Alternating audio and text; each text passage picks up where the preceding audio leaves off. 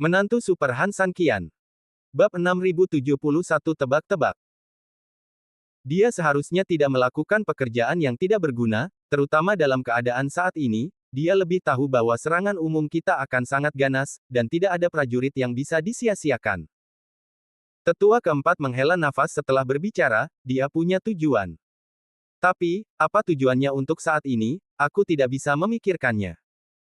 Tetua ketiga berpikir sejenak dan berkata, apakah itu masalah dengan sungai? Begitu ini dikatakan, banyak orang menatapnya. Ini memang yang paling masuk akal dan mungkin. Meskipun aku meledakkan 3 sungai Han San Qian sebelumnya, dari situasi saat ini, itu jelas berhasil, tetapi juga gagal. Pasti ada sungai tersembunyi di dalamnya. Jadi, berdasarkan kenyataan ini, dia mengirim pasukan sekarang, apakah dia akan menyelamatkan arus bawah sampai batas tertentu? Tetua kedua mengangguk, area pengeboman sebelum tetua ketiga sebenarnya sangat besar, jadi ledakan yang disebabkan pasti sangat luas. Meskipun arus bawah belum hancur sepenuhnya, kemungkinan besar itu dipengaruhi oleh Tao. Sekarang perang akan datang, tampaknya masuk akal bagi Han San Qian untuk membawa orang untuk memeriksanya. Itu masuk akal. Tetua pertama juga mengangguk. Sulong menatap tetua keempat, yang ragu-ragu sejenak dan mengangguk, meskipun aku tidak mau mengakui bahwa Han San Qian hanya memiliki tujuan ini, tetapi setidaknya dari sudut pandang saat ini adalah satu-satunya penjelasan. Izinkan aku bertanya, berapa banyak orang yang dibawa Han San Qian? Mata-mata itu tertegun, tetapi dengan cepat menjadi tenang, jumlahnya tidak banyak, sekitar 1.000 orang. Namun, ukuran 1.000 orang ini jauh lebih besar daripada pelaut lainnya, dan jelas terlihat bahwa otot-otot orang-orang ini jauh lebih kuat. Mendengar jawaban mata-mata itu, tetua keempat mengerutkan kening, mendengar informasi ini, mungkinkah Han San Qian benar-benar membawa orang untuk memperbaiki sungai yang gelap? Sulong pada dasarnya menghilangkan banyak keraguan. Faktanya, seperti tetua keempat, dia selalu percaya bahwa Han San Qian memiliki waktu luang untuk membawa orang untuk memperbaiki arus bawah saat ini. Meskipun itu masuk akal, itu masih sedikit tidak realistis.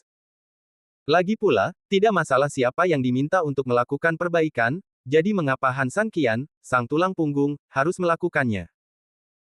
Namun setelah mendengar bahwa pihak lain kuat dan sehat, mereka harus menghadapi dan mengakui bahwa ini adalah fakta yang sangat mungkin terjadi. Utusan utama dan utusan lainnya juga mengangguk. Dilihat dari situasi saat ini, pada dasarnya hal itu dapat dipastikan.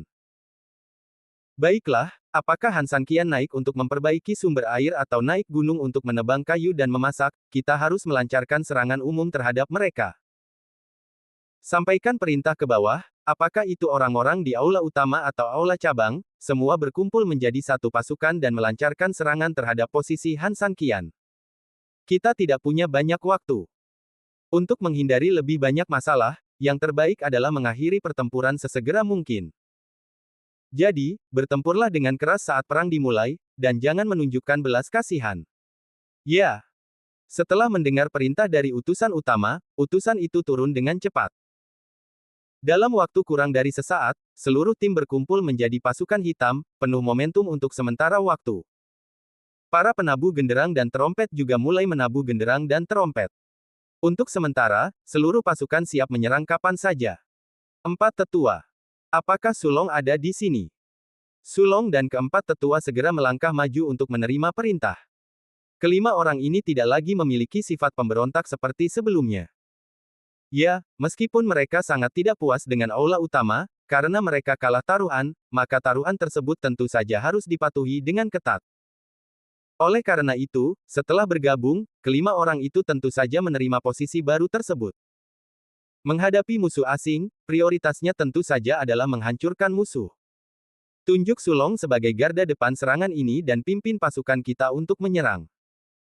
Keempat tetua akan menjadi 4 kapten penyerang di kiri, kanan, depan, dan belakang. Mereka akan bekerja sama sebagai garda depan untuk membantu pasukan kita bergerak maju dengan berani. Ya. Kelima orang itu menjawab secara kolektif dan serius tanpa ragu-ragu. Bagi mereka, pertempuran ini adalah pertempuran hidup dan mati, dan terlebih lagi pertempuran martabat. Mereka hanya bisa berhasil dan tidak bisa gagal, kalau tidak, mereka akan terdiam di depan dunia. Bab 6072, Biaya. Begitu kata-kata itu terucap, pasukan langsung berangkat. Tiba-tiba, semuanya mengalir deras seperti banjir. Bunuh. Puluhan ribu pasukan bagaikan rumput, tak terkalahkan. Di garis depan, Baxia memimpin 400.000 pasukan angkatan laut untuk berbaris. Lawan. Dengan teriakan, ribuan formasi pertempuran disiapkan, dan kedua pasukan bertemu dalam sekejap. Bagi pasukan Han San Qian, pertempuran ini adalah pertempuran terakhir. Jika mereka kalah dalam pertempuran ini, semuanya akan hilang. Bagi Sulong dan yang lainnya, jika mereka kalah dalam pertempuran ini, itu bukan hanya masalah martabat, tetapi yang lebih penting, masalah hidup dan mati. Jika mereka kalah, mereka tidak akan pernah bisa mengangkat kepala di depan angkatan laut. Tentu saja, pertempuran ini juga merupakan pertempuran terakhir.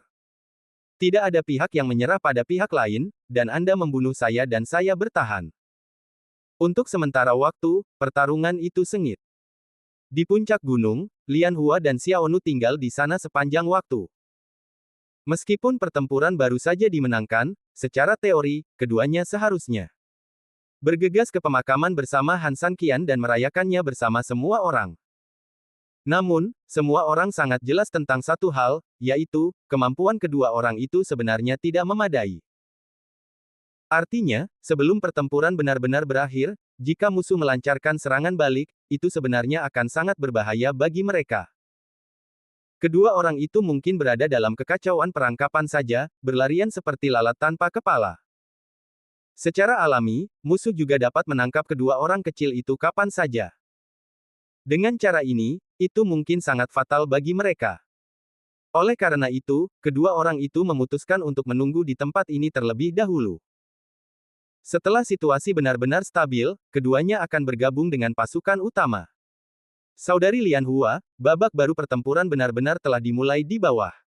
Xiaonu sangat khawatir.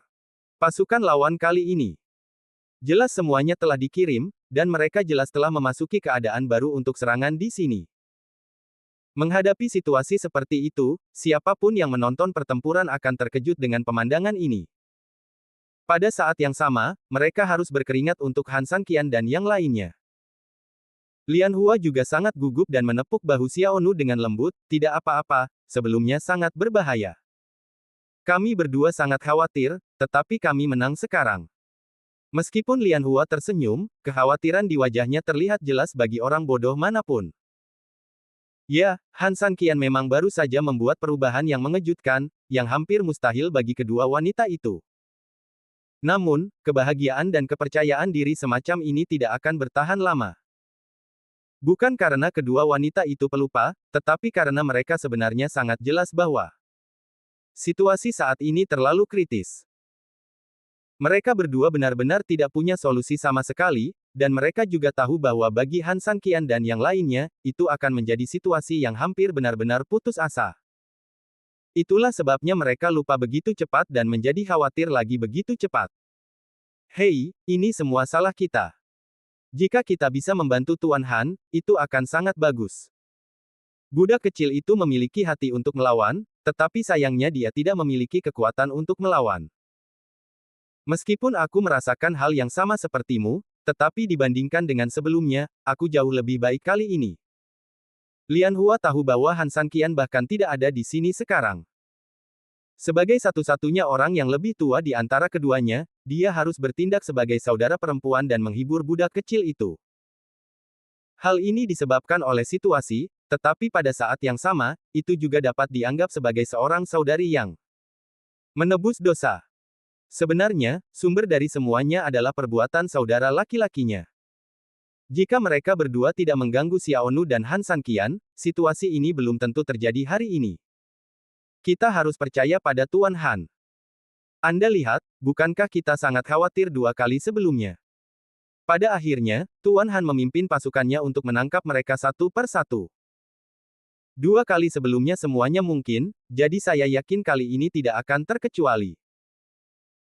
Xiaonu mengangguk, tetapi saudari, ada pepatah, seperti kata pepatah, sesuatu tidak akan terjadi lebih dari 3 kali, saya khawatir.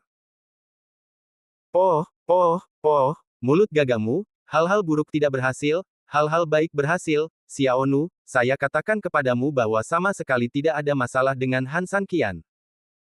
Saya katakan kepadamu, saya tidak mengizinkanmu mengatakan hal-hal seperti itu lagi, mengerti?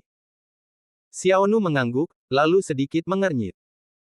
Dia juga tahu bahwa dia tidak bisa mengatakan hal-hal ini saat ini, jadi dia memaksakan senyum dan tiba-tiba memikirkan sesuatu. Bab 6073, Menebak Pikiran. Dia memaksakan senyum dan tiba-tiba berkata, Saudari Lian Hua, meskipun kita tidak saling mengenal dengan baik sebelumnya, persahabatan kita sangat dangkal, benar kan? Lian Hua mengangguk sebagai tanda setuju. Itulah kenyataannya, tidak ada yang perlu dikatakan, tetapi dia sedikit terkejut karena Xiaonu tiba-tiba membicarakan hal ini. Ada apa? Xiaonu tersenyum dan berkata, tetapi, sejujurnya, kita berasal dari desa yang sama, jadi meskipun kita tidak saling mengenal dengan baik, kita sebenarnya pernah mendengar tentang satu sama lain. Kalau begitu, aku tahu bahwa saudari Lian Hua tidak pernah dekat dengan laki-laki, atau dapat dikatakan bahwa kamu tidak menyukai laki-laki manapun kecuali saudara laki-lakimu dan ayahmu. Tetapi, hehe, sikapmu terhadap Tuan Han tampaknya semakin berbeda. Kamu tidak hanya semakin menyukainya, tetapi yang terpenting, seseorang baru saja benar-benar berbicara baik tentangnya untuk pertama kalinya. Ini tidak seperti saudari Lian Hua kita. Ketika dia mendengar ini, Lian Hua tercengang. Harus dikatakan bahwa meskipun Xiaonu bercanda, dia benar-benar tepat sasaran. Lotus sebenarnya tidak tahu mengapa dia tiba-tiba berubah begitu banyak. Apa yang dikatakan Xiaonu memang benar. Bagi Lotus, separuh hidupnya yang pertama hampir semuanya tentang kakaknya. Bahkan untuk masa depannya, Lotus selalu berpikir bahwa dia tidak akan menikah atau apapun. Dia hanya akan menjadi payung bagi kakaknya dalam kehidupan ini, dan kemudian melihat kakaknya menjalani hidupnya dengan baik. Dia tidak memiliki nilai apapun, dan dia tidak perlu menemukan nilai apapun. Dia ada untuk kakaknya. Tetapi sekarang, setelah Xiaonu terbangun, dia tiba-tiba menemukan bahwa dia tidak berbicara tentang kakaknya, meskipun kakaknya membuatnya sangat kecewa dan bahkan putus asa. Tetapi, bukankah wajar untuk merasa patah hati dan menyesal atas hal ini, dan juga sedikit khawatir tentang situasi kakaknya? Bagaimanapun, ini adalah orang yang telah dia rawat selama bertahun-tahun. Bagaimana dia bisa tenang ketika dikhianati seperti ini? Tetapi dia berpikir demikian, tetapi kenyataannya sama sekali berbeda. Dia khawatir tentang keberhasilan atau kegagalan Han Sanqian. Tanpa sadar, dia hanya peduli pada Han Sanqian. Memikirkan hal ini, Lian Hua tersipu, kalau begitu aku harus khawatir tentang Han Sanqian. Han Sanqian sekarang mewakili kita semua. Pikirkanlah, jika dia gagal sekarang, apa artinya itu? Bukankah itu berarti kita semua akan mati? Jadi, katakan padaku, haruskah aku khawatir tentang Han Sanqian? Aku katakan padamu, ini tidak ada hubungannya dengan laki-laki. Dia. Bahkan jika Han Sanqian sudah tua, aku tetap harus mengkhawatirkannya, kan? Xiaonu tidak bisa menahan senyum lembut. Dasar gadis konyol, kenapa kau tertawa? Apa aku salah? Lian Hua mengumpat dan berbalik. Dia sama sekali tidak berani menatap Xiaonu, karena takut Xiaonu akan menemukan beberapa petunjuk di matanya. Itu benar, tetapi Sister Lotus, sepertinya kau terlalu banyak bicara, dan yang terpenting, nada bicaramu sangat lemah. Aku sudah berdiri di sini. Coba pikir, sudah berapa lama aku berdiri? Aku lelah. Kalau kamu lelah, tarik napas saja. Tidak. Tidak masalah, kan? Budak kecil itu tidak dapat menahannya dan terus tertawa. Kakak teratai, tentu saja tidak ada yang salah dengan apa yang kamu katakan. Bagaimanapun, kamu adalah kakak teratai, jadi wajar saja semua yang kamu katakan itu benar. Meskipun dia berkata demikian, jelas bahwa gerakan tubuh budak kecil itu telah menjelaskan semuanya. Teratai benar-benar malu. Dia berbalik dan melotot ke arah budak kecil itu. Oh, gadis kecil, kamu berani menertawakanku, aku tidak akan memperhatikanmu. Setelah selesai berbicara, Teratai membalikkan tubuhnya, memiringkan kepalanya, melihat ke tempat lain, dan bersikap seolah-olah dia sedang marah. Budak kecil itu tersenyum lembut dan mengulurkan tangan untuk menyentuh Lian Hua. Lian Hua mengabaikannya. Budak kecil itu dengan cepat berjalan di depan Lian Hua dan berkata, "Kakak, jangan seperti ini. Aku hanya ingin meredakan suasana di antara kita." Mata Lian Hua menoleh dan tiba-tiba dia tersenyum lembut, "Kamu benar. Kita perlu meredakan suasana. Oke, giliranku." Bab 6074, Kepolosan. Melihat Lian Hua menatapnya, Xiaonu tiba-tiba merasakan firasat buruk di hatinya. "Kakak Lian Hua, apa yang kau lakukan?" "Hehe, Xiaonu adalah wanita cantik di desa kita, aku tidak salah tentang itu, kan?" Lian Hua berkata sambil tersenyum nakal. Xiaonu menundukkan kepalanya, sedikit malu, "Kakak Lian Hua, apa yang kau bicarakan? Kakak Lian Hua tidak secantik dirimu." Dari segi penampilan, Xiaonu memang wanita cantik di negeri ini. Sebenarnya sangat jarang ada wanita cantik yang bermartabat seperti itu di desa pegunungan kecil. Dapat dikatakan bahwa Xiaonu adalah orang yang langka dalam situasi seperti ini. Namun, kata-kata Xiaonu tidak salah. Meskipun temperamen Lian Hua sedikit buruk, dia relatif protektif sebelumnya. Namun, dari segi penampilan, dia benar-benar tidak jauh lebih buruk daripada Xiaonu. Jika harus membandingkan, Xiaonu adalah wanita cantik teratas dengan 95 poin, dan Lian Hua adalah yang memiliki sekitar 92 poin. Dia memang tidak terlalu unggul dalam persaingan dengan Xiaonu, tetapi jika kamu ingin mengajaknya keluar sendirian, dia jelas merupakan sosok yang sangat menarik perhatian. Jangan coba-coba, aku memang cantik dibandingkan dengan yang lain, tetapi apalah aku di hadapanmu, Xiaonu. Aku yakin bahwa di desa kita, bukan hanya saudaraku yang bersedia mengambil risiko untukmu, tetapi banyak pria lain di desa juga bersedia melakukannya. Namun, meskipun begitu, yang ku tahu adalah tidak ada seorang pun di desa kita yang dapat disukai oleh Xiaonu kita. Kepribadianmu tidak sekuat milikku, jadi sebenarnya sulit bagimu untuk mengatakan tidak, tetapi bahkan dalam situasi ini kamu tidak menyerah pada hal-hal ini dan selalu tetap melajang. Ini menunjukkan bahwa kamu sebenarnya memiliki ide dan kegigihanmu sendiri untuk pasanganmu, atau dengan kata lain, kamu memiliki persyaratan yang sangat tinggi untuk pasanganmu. Apakah aku benar? Xiaonu tidak berani berbicara, menundukkan kepalanya dan merasa sedikit malu. Sebenarnya, dia pada dasarnya sepenuhnya benar tentang hal ini menurut Lian Hua. Benar saja, apa yang dikatakan Lian Hua sebenarnya adalah apa yang ada dalam hatinya. Tuntutan Xiaonu terhadap belahan jiwanya memang sangat tinggi. Meskipun ia tidak berpendidikan dan tidak memiliki banyak budaya, dalam hatinya, ia juga memiliki visi sempurna seorang gadis terhadap belahan jiwanya. Dia adalah pahlawan yang tak tertandingi, yang dapat mengejar dirinya sendiri di mata langit, bumi, dan manusia. Dia cemerlang dan menerangi dunia, tetapi ada secercah cahaya yang selalu menjadi miliknya. Dia anggun dan banyak akal, dan dia dapat memiliki dominasinya sendiri. Awalnya dia mengira bahwa alasan mengapa penglihatan ini disebut penglihatan adalah karena hal-hal ini seharusnya hanya ada dalam fantasinya sendiri. Jadi, ketika dia bertambah dewasa, dia secara alami akan menghadapi kenyataan, dan kemudian dia dapat menemukan separuh lainnya yang relatif memuaskan. Namun, kemunculan Han Sanqian benar-benar mengacaukan semua rencana awalnya. Dia adalah penglihatan yang paling sempurna di hatinya. Baginya, Han Sanqian memenuhi semua persyaratan batinnya. Melihat ekspresi malu-malu budak kecil itu, Lian Hua tersenyum penuh kemenangan, gadis kecil, kamu masih ingin mempermalukan adikmu, bagaimana dengan itu, sekarang aku telah membalikkan keadaan padamu, kan?" Budak kecil itu benar-benar malu, "Kakak Lian Hua, aku benar-benar tidak bisa memenangkan pertengkaran denganmu, aku tidak ingin berbicara denganmu lagi." Lian Hua tersenyum lembut. Lalu tiba-tiba mendesah, "Sayang sekali kita berdua sedikit terlambat."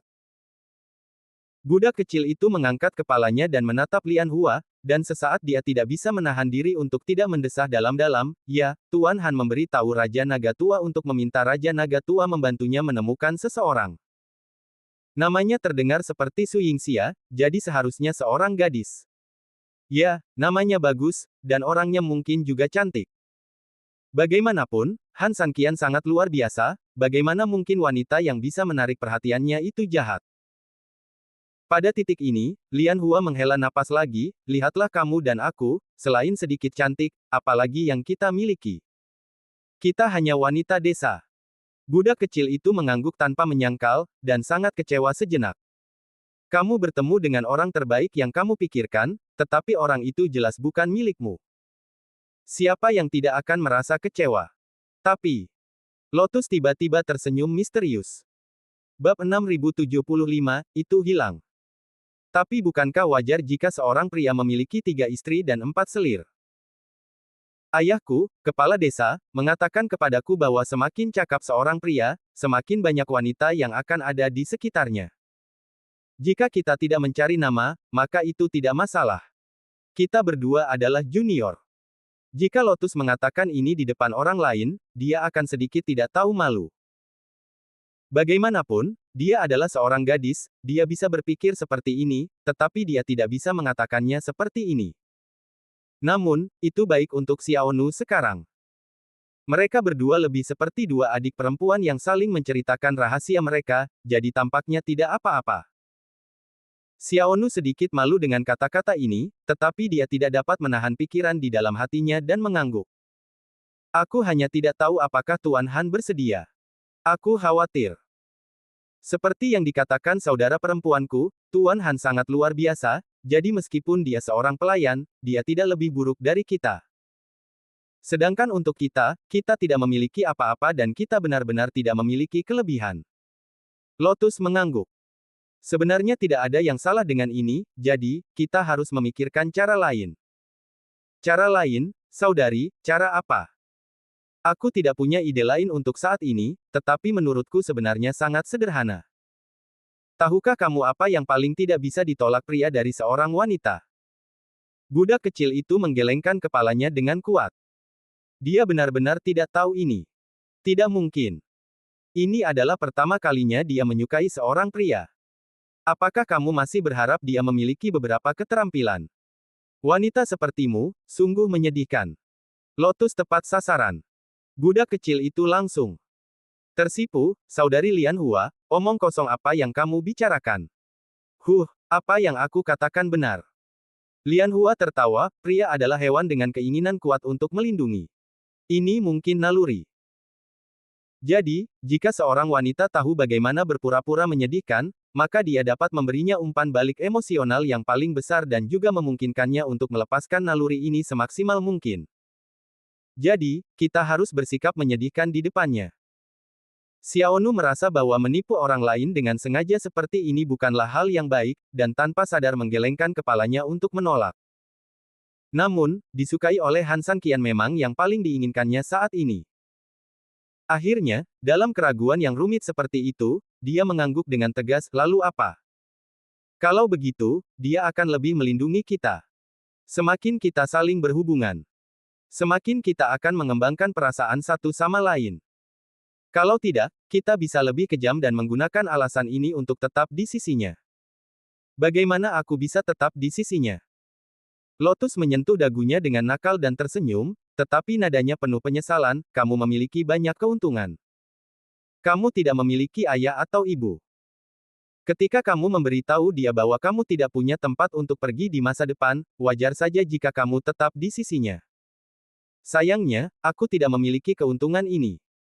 Mendengar ini, reaksi pertama Xiaonu adalah tercengang. Bagaimanapun, pengalaman hidupnya yang menyedihkan dalam kehidupan ini kini telah menjadi keuntungan di mulut Lotus. Ini memang konyol untuk sementara waktu. Namun, jika dipikirkan dengan saksama, kebenaran di sini sebenarnya sepenuhnya benar. Terutama karena Xiaonu sekarang berada dalam situasi di mana dia kemungkinan besar akan ditekan oleh keluarga kepala desa karena saudara laki-lakinya, Lian Hua. Sebenarnya, saudari Lian Hua juga memiliki kelebihan, kata Xiaonu. Mendengar ini, Lian Hua menjadi sangat tertarik, kelebihan apa yang aku miliki? Mengapa aku tidak memikirkannya? Xiaonu, jangan membuatku penasaran, cepat beritahu aku. Melihat ekspresi gembira Lian Hua, Xiaonu merasa cukup geli sejenak. Dia belum pernah melihat sisi Lian Hua seperti itu, jadi dia tidak bisa menahan keinginan untuk meliriknya lagi. Melihat Xiaonu tidak berbicara, Lian Hua menjadi semakin cemas, adik perempuanku yang masih budak, cepat beritahu aku, ketika aku berhasil, Kita akan saling menjadi teman, dan, hehe, kita juga bisa saling memberi nasihat di masa depan seperti yang kita lakukan hari ini.